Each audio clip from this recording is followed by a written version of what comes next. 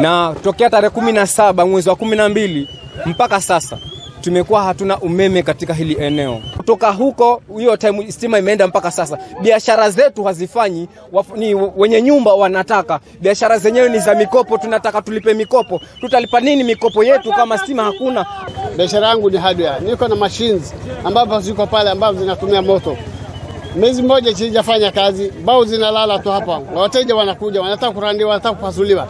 Hata sina la kusema. Pesa ngapi zimerudi kutoka kwangu? Mwenye nyumba anahitaji rent. Sasa watu wakaina papa tunahakikishia kwamba waje wachukue hii pole zao warudi nayo kule ofisini wafanye kuni. Kwa sababu haina faida hapa kwetu. Hii town iko active wakati kuna stima.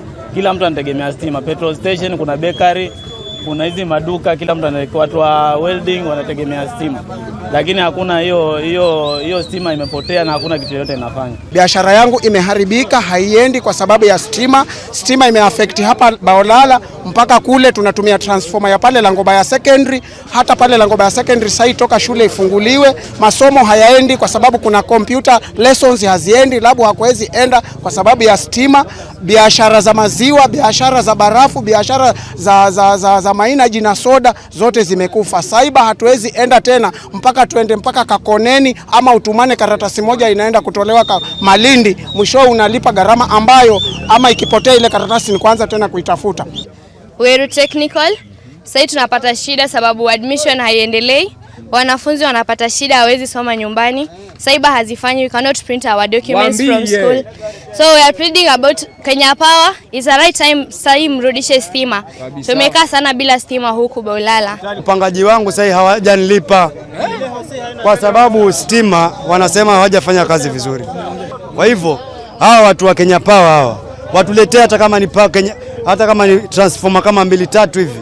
Hii moja ikichapa, hii nyingine inaweza kutusafu hapa Baolala. Nilimleta mgonjwa hapa na probox, tulipofika hapa na usiku kukawa hakuna stima. Stima ilienda iko na miezi 2. Madaktari kuzalisha wanazalisha na candle, vile vile wanatumia simu kumilika kuzalisha wazalishaji. Transformer ilikuwa hapa, transformer wakaja wakachukua, wakaenda nayo. Sasa hii wanatuambia kwamba hakuna cable sijui nini. Hatutaki mambo ya cable wala nini. Tunaotaka ni stima. Na kama wamechoka kutuletea stima, wachukue nguzo zao waende nazo.